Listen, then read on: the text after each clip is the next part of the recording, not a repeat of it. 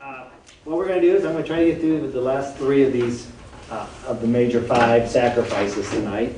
And then next week we're going to take a look at the 3 major feasts of Israel. And then after that last week, we'll see what we're going to do.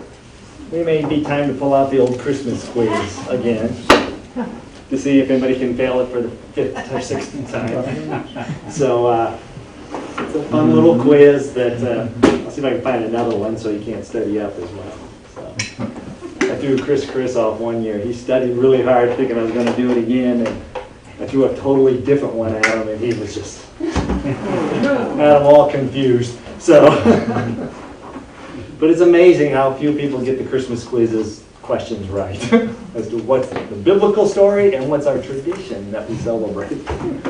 So we'll see. We'll go there.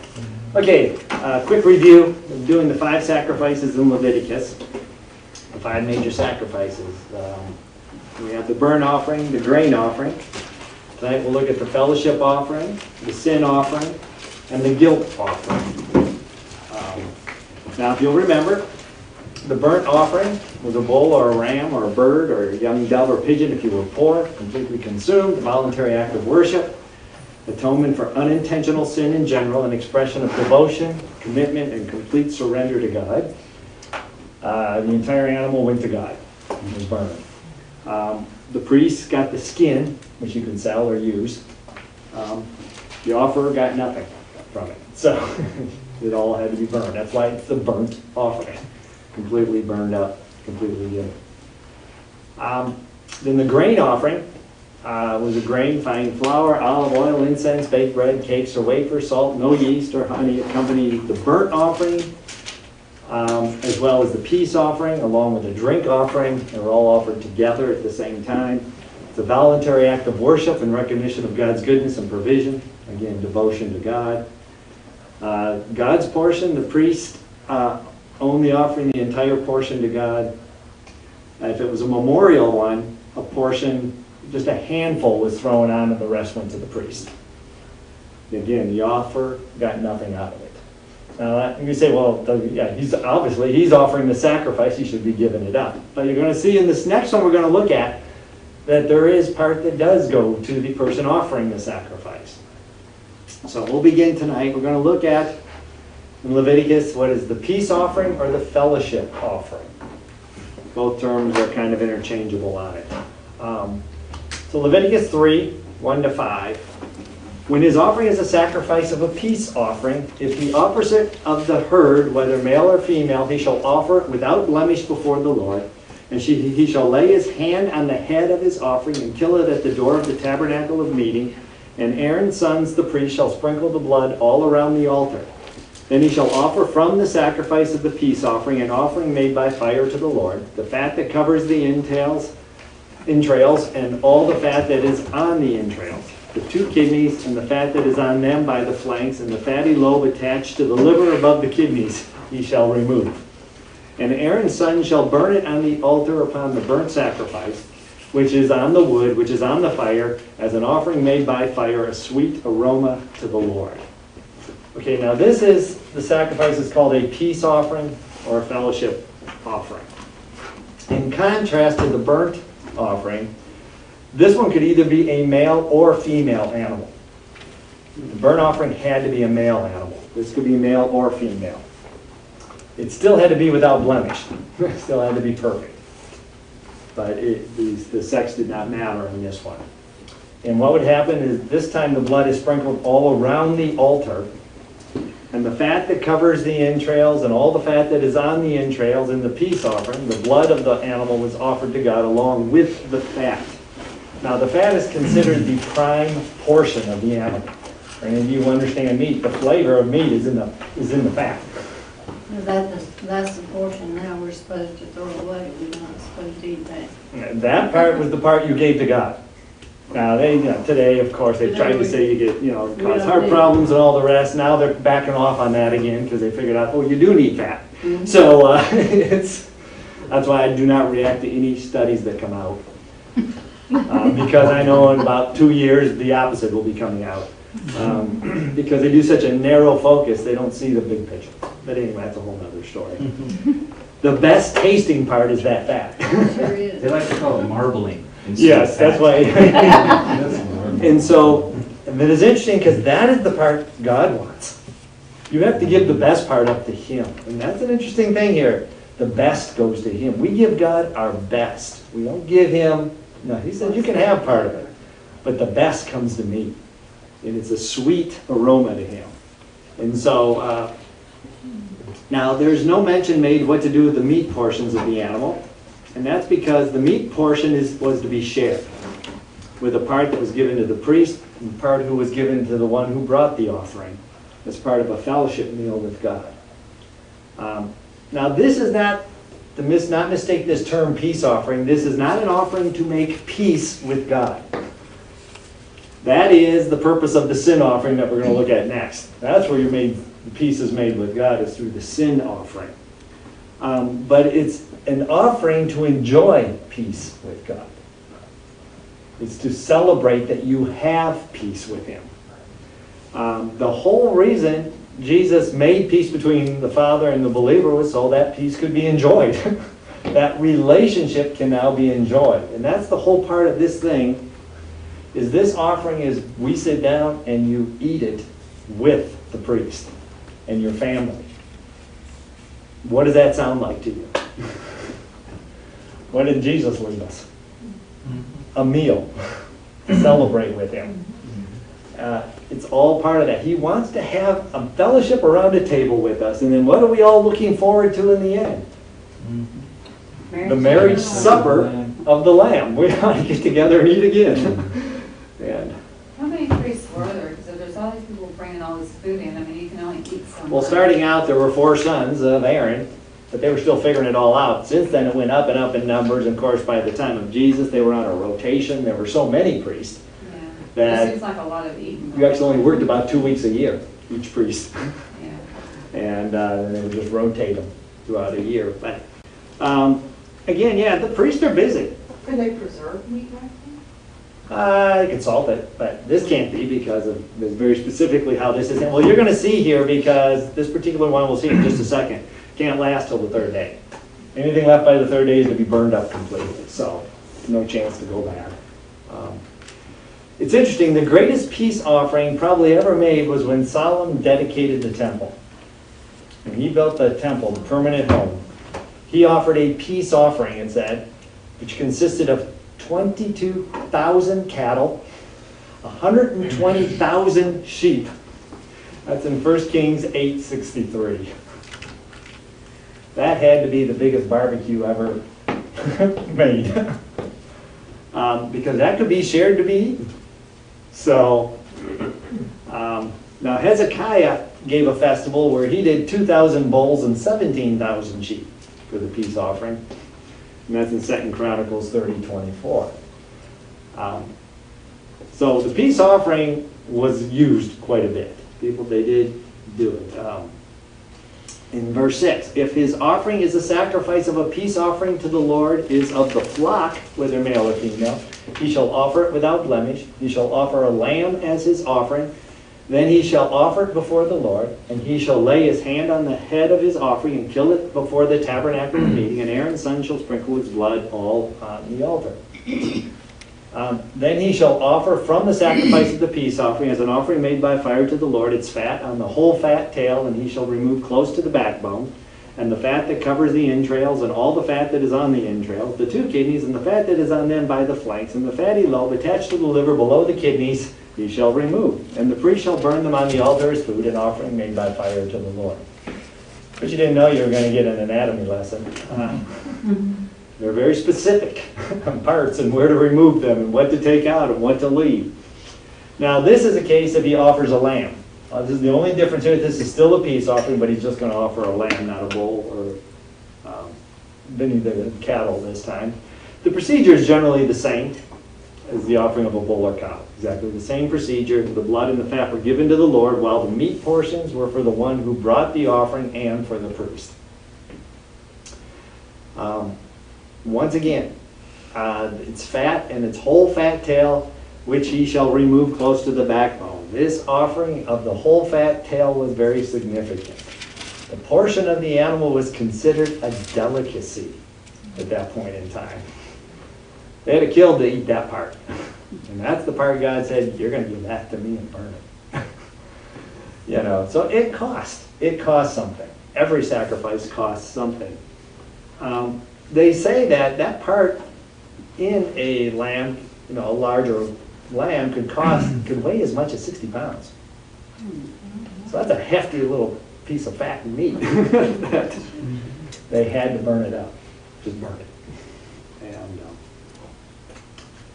okay, in verse 12, and if his offering is a goat, then he shall offer it before the Lord. He shall lay his hand on its head and kill it before the tabernacle of meeting, and the sons of Aaron shall sprinkle its blood all around the altar.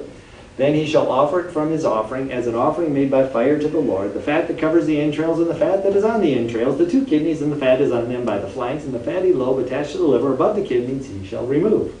And the priest shall burn them as on the altar as food, an offering made by fire for a sweet aroma. All of the fat is the Lord's. And he shall be in a perpetual statute throughout your generations in all your dwellings. You shall eat neither fat nor blood. This is really interesting here because that's the best part of the animal. And what does God hand down as a statute? An everlasting statute. You don't eat the blood, which is life, and you don't eat the fat, which is the best. You don't take it for yourself. You give it to him. What do you think about when you hear that? How does that hit you? God's saying you can't have the fat or the blood. I can give up the blood. Yes. I'm all right with the blood part. That stuff tastes nasty. It's the stuff I ate in Europe was. How does that hit you?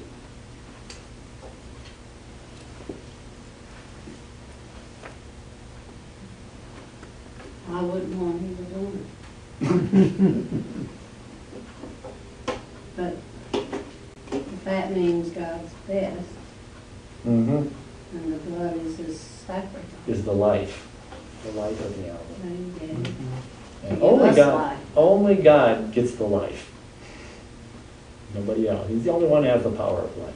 I've always said, you know, as human beings, we have created a lot of ways to destroy things, and we still cannot create life. We have to start with something, and yet God just spoke it, and life was there. The power in, you know, life is unbelievable. Now, the prohibition of eating the fat actually was probably good for Israel in some ways. Again, if that was all they were eating, if you have a limited diet and you're eating all that, that's not good for you. See, the problem is not eating meat, that's the problem. It's if that's all you eat. Our diet has to be balanced with everything. Everything works together. But also, apparently, from what I've read and understood, parasites resided in the fat. That's where the tapeworms tended to go. Why wouldn't they? It's the best tasting part. So, and so there's that tendency to eat the fat to also pick up parasites from the animals. Again, we don't have the refrigeration, the processing, the same cleanliness rules of today, so things are different. So it was a way God, in some ways, was protecting his people. And again, we think, well, he's taking away the best from them. He's also protecting them by taking the best away. The best is not always the best for us, what we think is the best.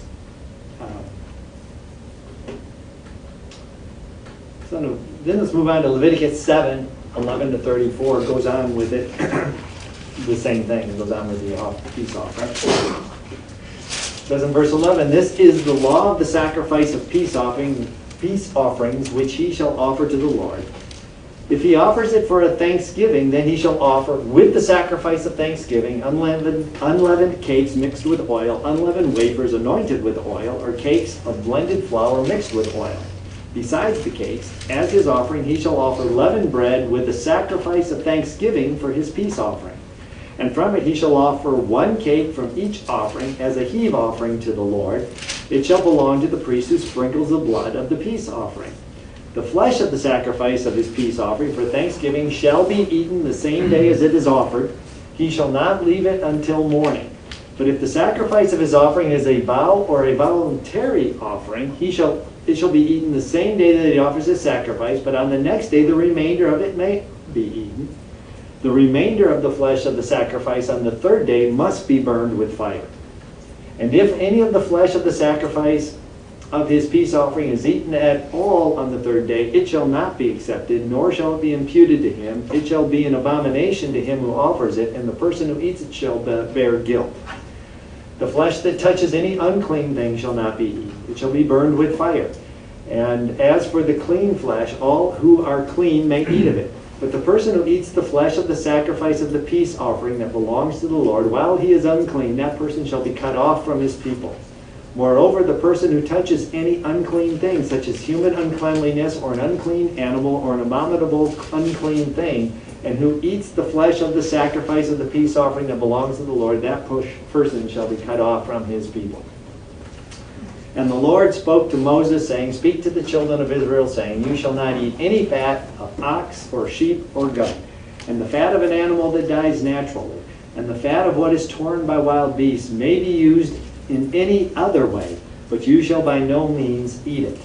For whoever eats the fat of an animal of which men offer an offering made by fire to the Lord, the person who eats it shall be cut off from his people. Moreover, you shall not eat any blood in any of your dwellings, whether bird or beast. Whoever eats any blood, that person shall be cut off from his people.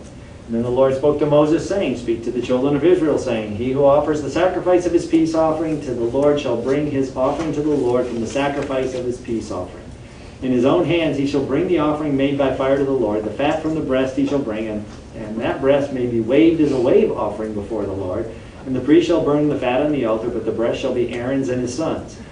Also the right thigh you shall give to the priest as a heave offering from the sacrifice to your peace offering. He among the sons of Aaron who offer the blood of the peace offering and the fat shall have the right thigh for his part. For the breast of the wave offering and the thigh of the heave offering I have taken from the children of Israel from the sacrifices of their peace offerings, and I have given them to Aaron the priest and his sons from the children of Israel by a statute forever. Okay, that's a lot of stuff there. We'll go through it pretty quickly. It's complicated to think. This is the law of the sacrifice of the peace offering. There were 3 reasons you could bring a peace offering, actually. One is out of thanksgiving. And there was a set of rules for that. One out of just a desire for fellowship with God. I just want to sit down and eat with the Lord.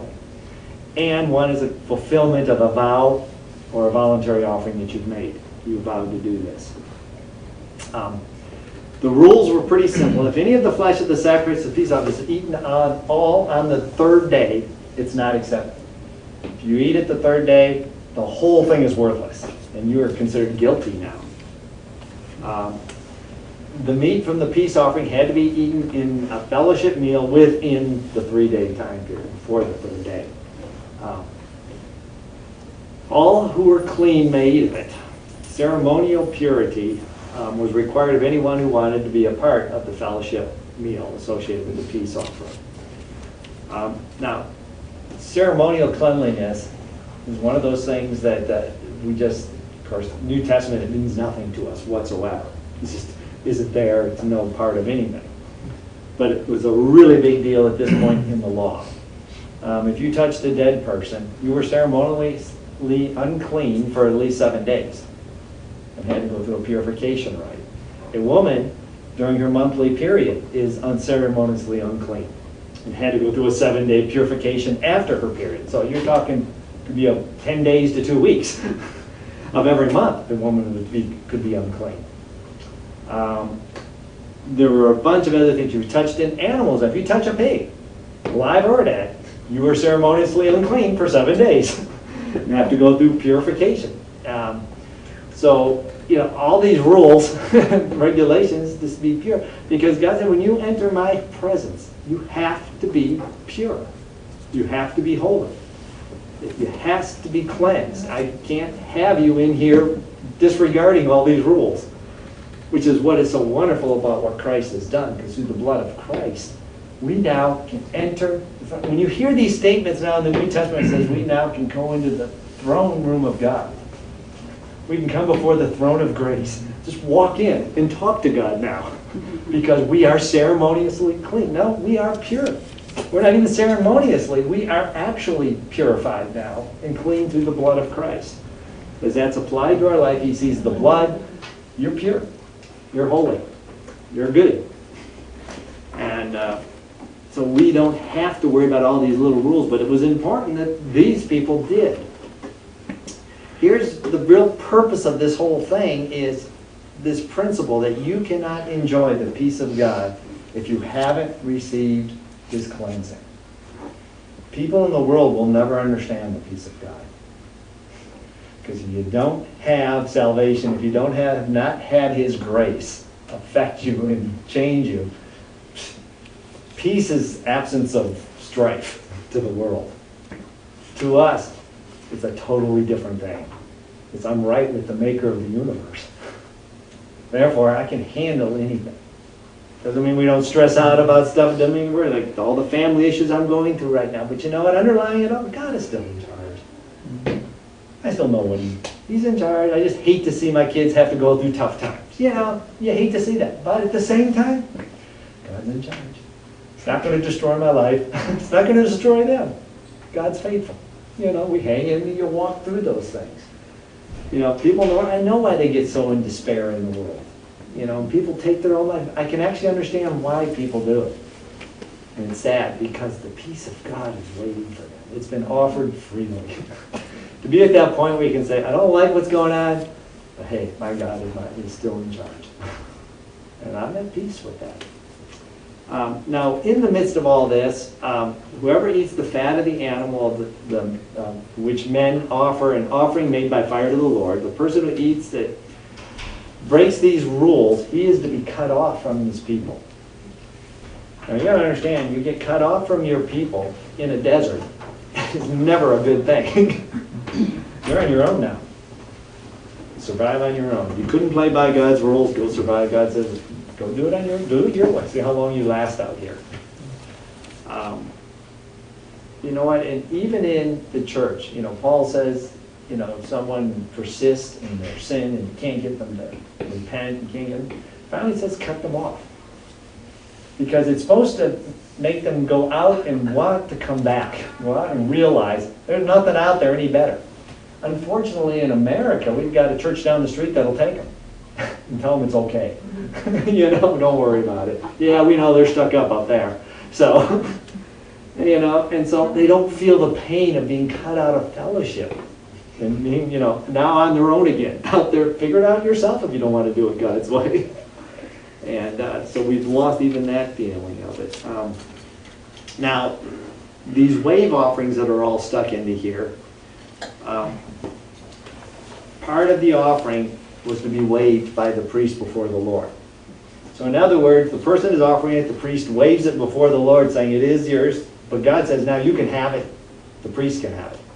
And that happens to be, there's two parts of it. There's one's the thigh, and the other's the breast. So the priest got pretty good cuts of meat.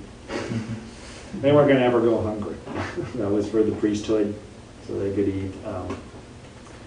The late Chief Rabbi Hertz, when he described the wave offering, of course this is long after this time period, so who knows if this is the way it worked, but it says, first the portion was laid upon the hands of the donor, and then the officiating priest placed his own hands beneath the person offering the sacrifice and moved the portion forward, backwards, upward, and downward. You know, they even made rules on how to do it, which God didn't. He just said, wave it. That's what I would have done, but that's probably wouldn't have made it either as a priest. And again, this is a sweet savor to God. It smells good to him. When he smells this offering, and it's more than just the smell of the meat. It's the fact that this person is celebrating the peace they have with God, and we're on a communal meal with him. That's what makes it sweet to the Lord. Because people are coming in and offering something that costs them just to have a meal with me. Yeah, so I'll share some of my meal with them. They can sit down and eat with me too. So you have the three different offerings that take place in here. Now the peace offering was optional, didn't ever have to do it. It was usually given in addition to the burnt offering. You had to offer a burnt offering and then you could offer a peace offering to go with it. And then the worshiper, friends, family, and the priest would eat it together. There were the three primary peace offerings. Thanksgiving, free will offering given as an act of thanksgiving to God when he blesses someone without their asking for it. And actually, that is the only instance that an imperfect animal can be offered, is the Thanksgiving offering. Because it's totally like God blesses you and the person just says, I'm going to give you this for doing that for me. You know? God said, whatever you want to give me is fine. No rules on that one whatsoever. Then you have the wave offering. The priest portion of the peace offering was waved before the Lord as a special act signifying that it was God's, and then the votive offering, free will offering given because of a vow taken. Or in relation to a favor, or simply a voluntary act of worship. I just want to worship the Lord. So, the peace offering, an animal without defect, from herd or flock, variety of breeds, depends on what you want to offer. The voluntary act of worship, thanksgiving and fellowship, included a communal meal, included vow offerings, thanksgiving offerings, and free will offerings. God got the fatty portions and the blood. The breast was given to the high priest of the wave offering. The right foreleg given to the officiating priest. That's the heave offering, the terms they use. I don't know the difference between a wave and a heave. The offerer, though, in this one, Thanksgiving offering, all the remainder to be eaten the same day with nothing left over on a Thanksgiving offering. And we try to do that every November. We make sure there's nothing left over at the end of the day. Right? So, the vow or free will offering, the remainder is to be eaten the same day and the next day. Anything left over to the third day has to be burned. So, you got to remember all these rules for eating. So. All right, and that brings us to the sin offering in Leviticus 4. Now the Lord spoke to Moses, saying, speak to the children of Israel, saying, if a person sins unintentionally against any of the commandments of the Lord in anything which ought not to be done and does any of them. We'll stop there. This is for if a person sins unintentionally. Now this is not so much an accidental sin, but a sin committed by a person who's basically trying to follow God. Trying to do what's right, but trips up. Makes a mistake. A mistaken thing to do. To contrast it to the unintentional sin, is to sin presumptuously. That's in Numbers 15:30, talks about that. Literally, this was to sin with a high hand. The way that is. Which means you intend to sin, and you're going to sin, and you go and sin. There is no offering of sacrifice for that type of sin. So if your heart is, I'm going to sin and I don't care, there ain't no amount of animals that could be sacrificed that are going to save you. It's not even prescribed in the law. That kind of a person is just like, they're lost.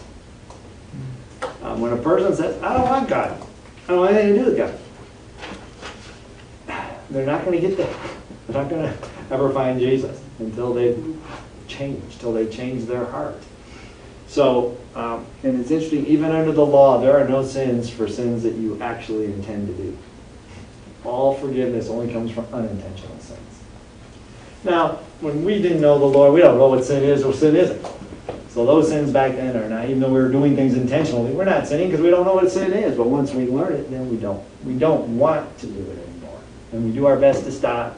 Yes, we trip up and make mistakes, but there's always forgiveness under the law even for that, by offering these sacrifices. Whereas now we have just go back to Jesus. Go back to the Word. Let it cleanse you. Keep going.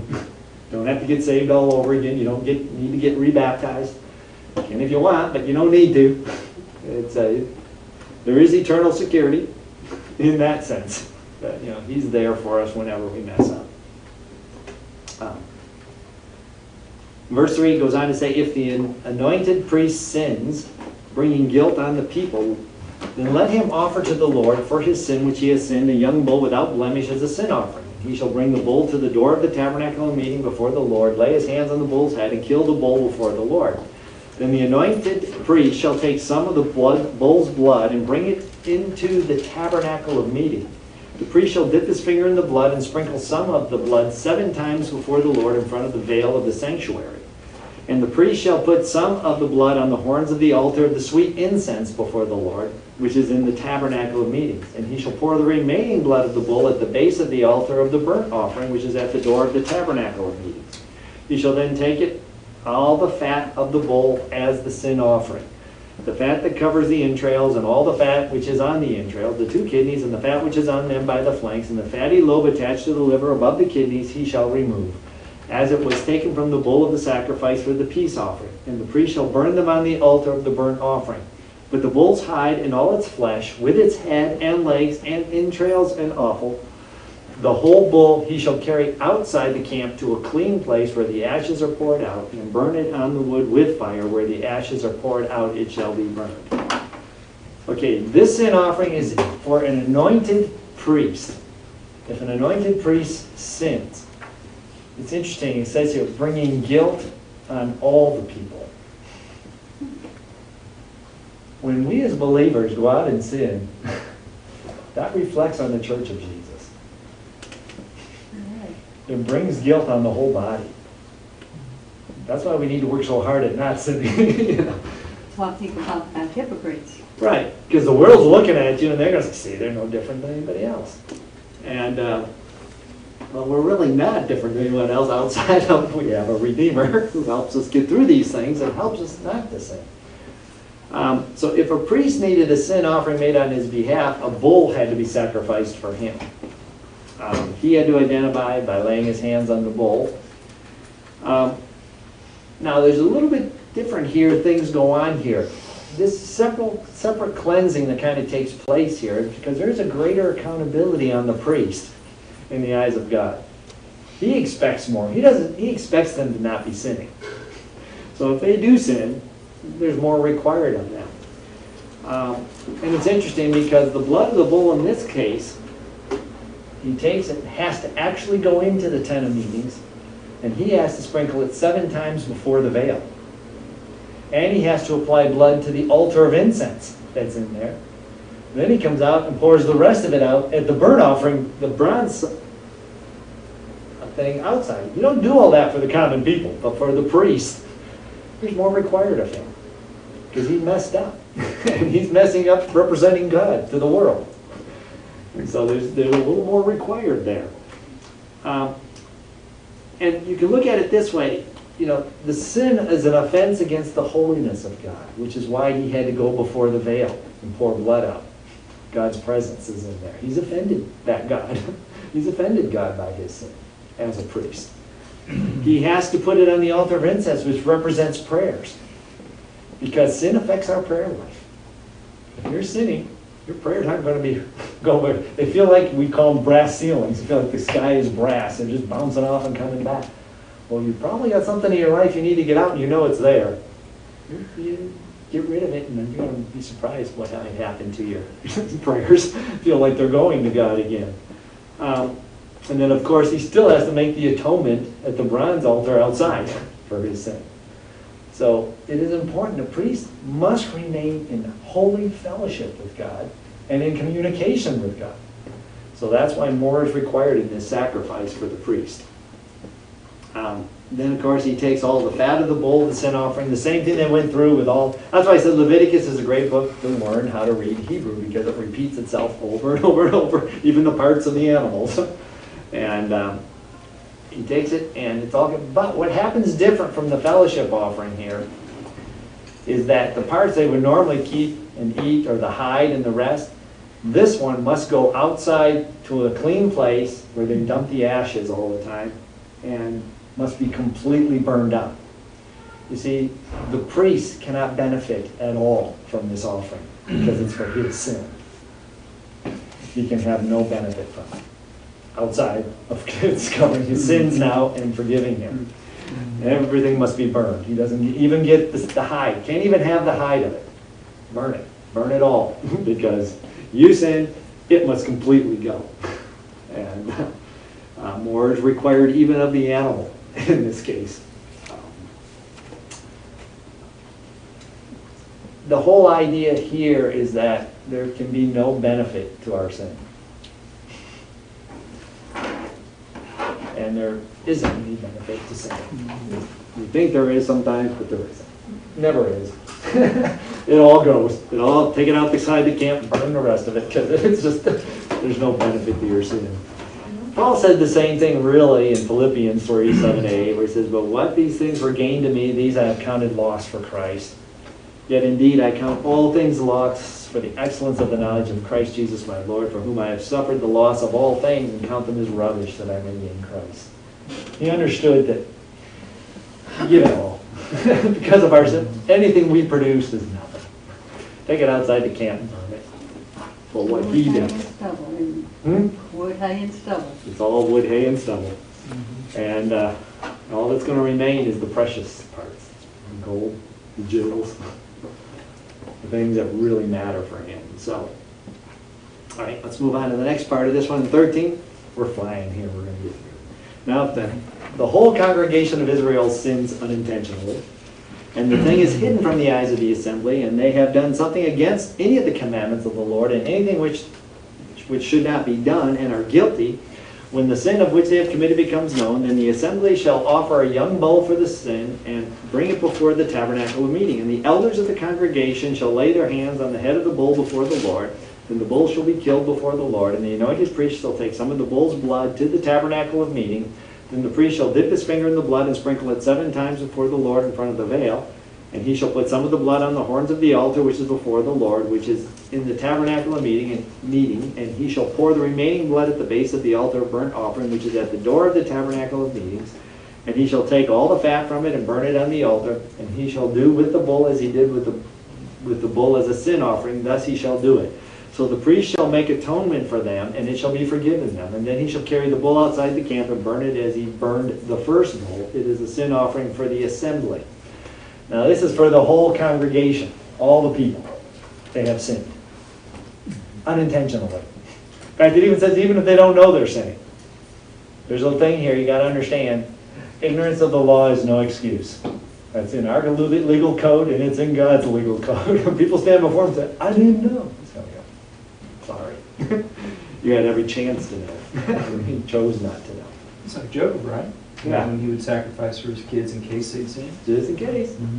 Now, this is for the whole congregation, and the only difference here is that the elders of the congregation had to come and lay their hands on the bull. All the elders came out.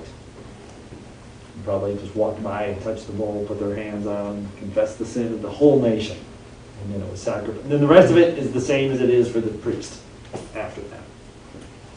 Then in 22, when a ruler has sinned and done something unintentionally against any of the commandments of the Lord his God, and anything which should not be done, he is guilty. Or if his sin which he has committed comes to his knowledge, he shall bring as his offering a kid of the goats, a male without blemish, and he shall lay his hand on the head of the goat and kill it in the place where they kill the burnt offering before the Lord. It is a sin offering. The priest shall take some of the blood of the sin offering with his finger, put it on the horns of the altar of the burnt offering, and pour its blood at the base of the altar of burnt offering. And he shall burn all its fat on the altar, like the fat of the sacrifice of the peace offering. So the priest shall make atonement for him concerning his sin, and it shall be forgiven him. Now this is the rule for a ruler, somebody who has political position of power. Same, again, procedure is very similar. But it's distinct for the priest or the nation at large, in that the sacrificial victim for this was a male goat, no longer a bull. Just for a ruler, just bring a male goat. And the blood here, you'll notice, is only applied to the altar of burnt offering. Does not have to go inside the holy place. I kind of see this as a separation of church and state. These ones are not political people. Just, offer a sacrifice for yourself. Don't worry about the rest. And then the fat's offered as a peace offering. Now, according to Leviticus 6, 24 to 30, the rest of this animal is available for the priest. He can keep it. Doesn't say that here, but it does over in Leviticus 6, and we're not going to read all that because there's just really too many rules here. But so when it comes down to the ruler's one, the leftover meat goes to the priest on the sin offering.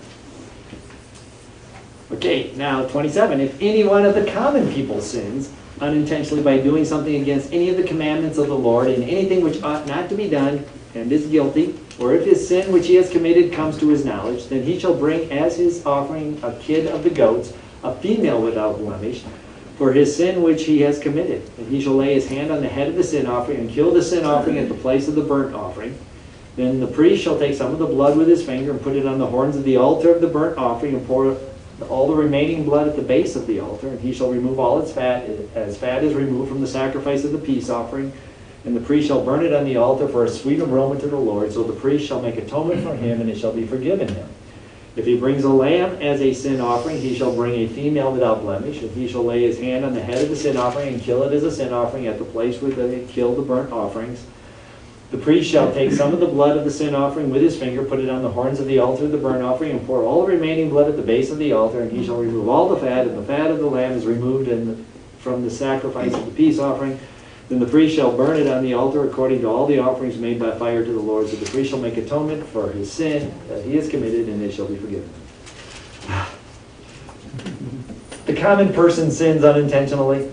Same procedure as for the ruler, except that it can be a female goat or lamb instead of a male goat. Once again, the value has gone down. Just a common person sinning. Doesn't need to be as expensive. Again, God is not taking things away from people that they can't afford to have taken away either. And now the priest shall burn it on the altar according to the same thing. Again, presumably here, it's not mentioned anywhere, but the rest of the animal probably available to the priest. Doesn't prohibit it or say they should. On the ruler's one, it specifically in Leviticus says 6 that he can have. The priest do get the rest of it, so we're assuming the priest probably got the rest of this one too. However, considering how as much as Israel sinned, they'd have had enough meat too. They could have put, some meat packing plants out of business.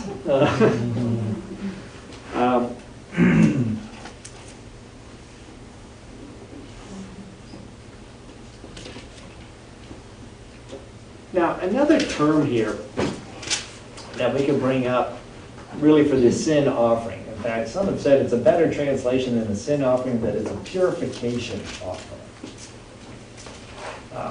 Because it purifies them from their sins. And it deals with two issues: the necessity of forgiveness from unintentional sins and of cleansing from ceremonial uncleanliness.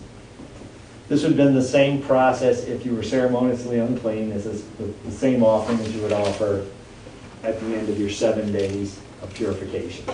You'd offer this same offering. The purpose of the sin offering was to cleanse the tabernacle from human defilement, thus making it possible to continuing fellowship and presence of God among its people. At this point, God's presence is attached to that tabernacle, so it has to stay purified constantly. And I can only imagine there was probably just a constant stream of these sacrifices going on. Blood was running, things were burning all the time on the altar. And that's what it required to keep the tabernacle purified and the people purified so they could have a relationship with God. So again, I am so thankful for Christ. Oh, He's made it so much easier. It's like he had to come. Yeah, He had to come because, of course, by the time of Jesus, this was all messed up. They weren't doing any of this stuff right. So, It seems like it would be like really smelly and stinky and. yeah, burning hide is, if you think about that, that thing's pretty good when it's burned up. The meat part smelled good until it reached the burn point. Okay, the sin offering: young bull for the high priest or the whole congregation. Blood sprinkled on in front of the veil. Horns of the altar of incense. Male goat for a leader, same thing. Female goat for lamb for the common person. And it also goes on in other places, in other parts of Leviticus. You could also offer a dove or pigeon for the poor. They could go down to just that. everybody could present a sin offering of some kind. God provided a way for everybody to have their sin dealt with. So if you were poor, you could just present a dove or a pigeon, and the blood was to be put on the horns of the altar. And if you were very, very, very poor, you could present 1/10 of an ephah of fine flour. God would accept it as a sin offering. That's all you could afford. Which tells you, God always provided a way back to him. Always.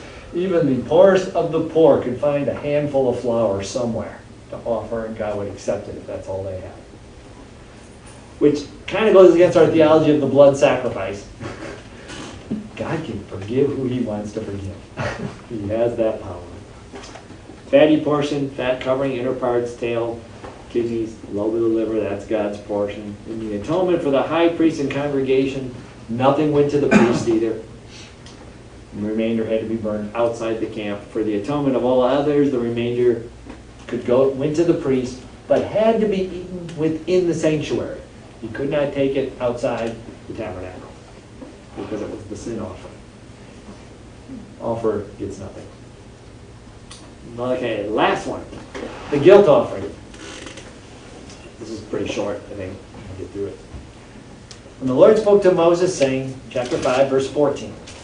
The Lord spoke to Moses, saying, if a person commits a trespass and sins unintentionally in regard to the holy things of the Lord, then he shall bring to the Lord as his trespass offering a ram without blemish from the flocks, with your valuation in shekels of silver, according to the shekel of the sanctuary, as a trespass offering. And he shall make restitution for the harm that he has done in regard to the holy thing, and shall add 1/5 to it, and give it to the priest. So the priest shall make atonement for him with the ram of the trespass offering, and it shall be forgiven him. Okay, now if a person commits a trespass here, now a guilt offering is basically the same procedure that's used in the sin offering, except that with a guilt offering was used when someone had, in this case, sinned in regard to the holy things. Now, that is some type of desecration of the tabernacle or the associated items. Again, it's not clear in Scripture exactly what that means, but that's all that's holy, is that tabernacle and its furnishing. So, I don't know, ripped the tent or they did something, they did damage to something holy, things that were holy. And the difference between that and just the sin offering is he must make restitution as well for the harm done regarding the holy thing. When the holy thing had been desecrated in some way, a mere sin offering was not enough. The restitution was required. You had to pay back what was lost plus 20%. 1/5 of it was to be added. That happens to be 20%. So if what you damaged cost $100, you had to pay back $120. Or provide the item and $20 on top of it. So, the beauty of it is this. Do you have any guilt after you're done? You've offered your sin offering, you paid back the thing, you've paid extra. Guilt is just wiped out. You had nothing. You did more than enough. You know, God's system works. It really does, because there's nothing to be guilty about now. Because everything's back and better than it was. 1/5 better. So, in this case. And in Leviticus 7:8, with the guilt offering, the priest was allowed to keep the hide of this bull when it was sacrificed. So, now it also goes on in verse 17, if a person sins and commits any of these things which are forbidden to be done by the commandments of the Lord, though he does not know it, yet he is guilty and shall bear his iniquity. And he shall bring to the priest a ram without blemish from the flock, with your valuation as a trespass offering. So the priest shall make atonement for him regarding his ignorance in which he erred and did not know it, and it shall be forgiven him. It is a trespass offering. He has certainly trespassed against the Lord. Now this is when he does something that though he does not know it, that he is guilty and will still bear the iniquity. Again, this is that there is no ignorance of the law. Even if you didn't know that was a law, it doesn't matter. You're guilty if you broke it, and once it's pointed out to you, you've got to do something about it. So if someone desecrated the holy things of the tabernacle, I didn't know, was not an acceptable excuse. He still had to make sacrifice to atone for his sin. That's the way it is now, if we've heard the gospel and we refuse to accept it. You heard it and you don't like that. You know, you had your chance. Okay, in chapter 6, verse 1. And the Lord spoke to Moses, saying, if a person sins and commits a trespass against the Lord by lying to his neighbor about what was delivered to him for safekeeping, or about a pledge, or about a robbery, or if he has extorted from his neighbor, or if he has found what was lost and lies concerning it and swears falsely, in any one of these things that a man may do in which he sins, then it shall be, because he has sinned and is guilty, that he shall restore what he has stolen, or the thing which he has extorted, or what was delivered to him for safekeeping, or the lost thing which he found, or all that about which he has sworn falsely. He shall restore its full value, add 1/5 more to it, and give it to whomever it belongs on the day of his trespass offering. And he shall bring his trespass offering to the Lord, a ram without blemish from the flock, with your valuation as a trespass offering to the priest. Okay, now here's a case. You stole something from your neighbor, something got delivered, and you said, oh, I don't remember that. You decided to keep it for yourself and lie about it. Whatever. You're fraud. You could commit fraud. You do any of these things. You are found guilty. You have to not only offer this sacrifice, but you have to pay the full value of it plus 20%. Back to who you took it from. And it's interesting, and this is the important thing about it, is that restitution to accompany this penalty had to be made the same day you offered the sacrifice. So you couldn't just go in and offer the sacrifice and say, well, good, I'll get you the money eventually. The sacrifice meant the payment came first. The sacrifice was second. Now, what did Jesus say about offering your gift at the altar if you have a problem with a brother? This principle he put into work. He said, leave your gift, go make what's right with your brother first, then come offer your offering, because that offering means nothing if you don't fix the problem first. And that's the guilt offering. Jesus was functioning, he was explaining the guilt offering to them, that even us need to understand that if we have a problem with a brother, don't come to church thinking everything's great. Deal with your issue with the brother, get it straightened out, get it sorted out, be a man, do what you need to do, get that thing worked on. You may have to ask for forgiveness. If you've wronged them somehow, pay them back, however you can. I know that not everything can always be fixed. We do things in life, some things we can't ever really fix it. And God covers that with His grace. But there are things that we can fix. We stole from somebody, you can pay them back. You can come up with the money, you can, tack a little extra on. It's not law anymore. But you know what? You won't have a bit of guilt after you do that. It'll be gone. You'll feel good about yourself. You'll say, oh, I feel really good. And other people will feel good about you too, the person you wronged. Well, they'll go, well, you paid more back than you even took. Then they'll start feeling guilty. They'll go, just give me back what I... No, just keep it. Just keep it. It's good. It's a good thing. I need to do this. You can't get right with God when you're still wrong with man. How can you get right with God when you don't see when man is standing right there and you know you got a problem and you know you did something to him? Fix it. Fix it first, then come to God. Our character does matter. Society today has kind of thrown that out the window. Our character matters. How we act does matter. Leviticus 6:7, so the priest shall make atonement for him before the Lord, and he shall be forgiven for any one of these things that he may have done in which he trespasses. So the priest will make atonement for him before the Lord. It's a marvelous assurance of a guilt-free conscience.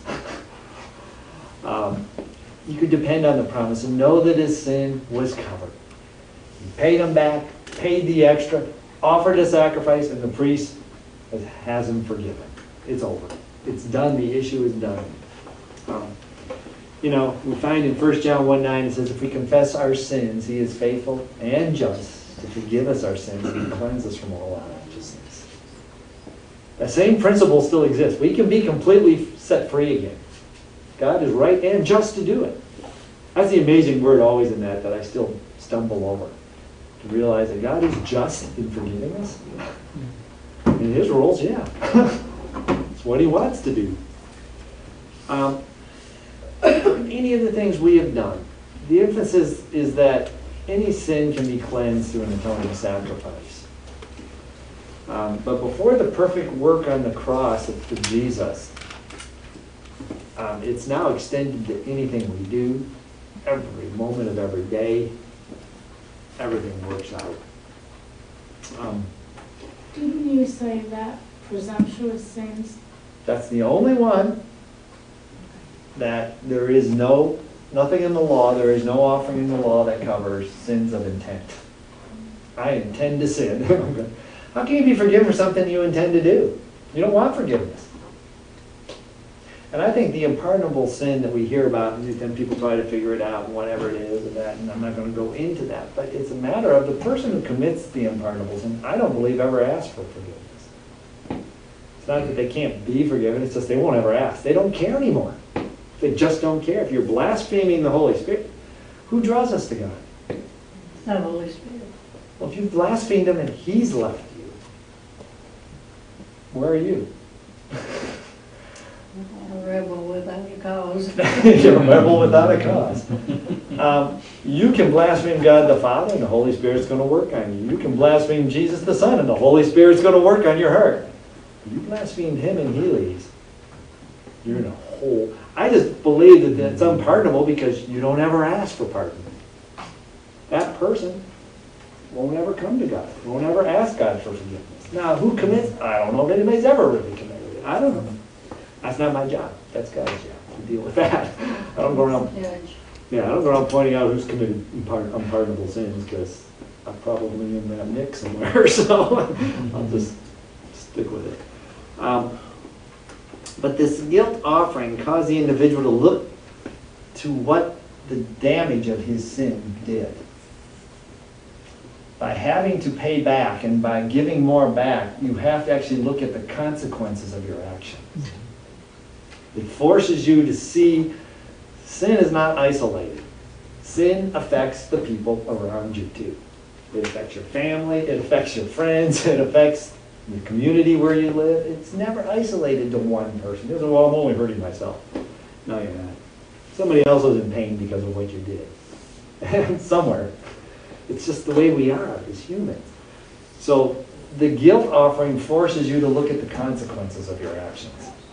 And we as believers, when we do sin and we say, well, God will forgive me, stop a second and ask yourself, but what did that sin cause?